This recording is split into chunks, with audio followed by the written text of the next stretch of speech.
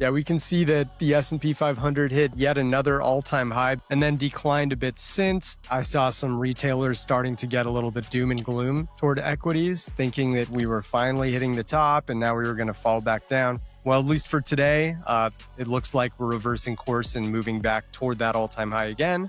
Bitcoin hasn't quite reacted to that stock market bounce the way we would hope. Yes, I do think that Bitcoin and the S&P are still pretty correlated. If we just zoom out like for the past 2 months ago, you can see the correlation more clearly. Look at how Bitcoin in green here and the S&P 500 in teal are pretty much matching neck and neck up until the end of last week, where Bitcoin nosedived a little over the weekend while the S&P was obviously not trading. This was kind of the difference. Bitcoin really dropped and altcoins did too this past weekend while the S&P stayed put. So there is an argument that Bitcoin can have some mild catch up to the S&P in order to justify that this correlation is still intact.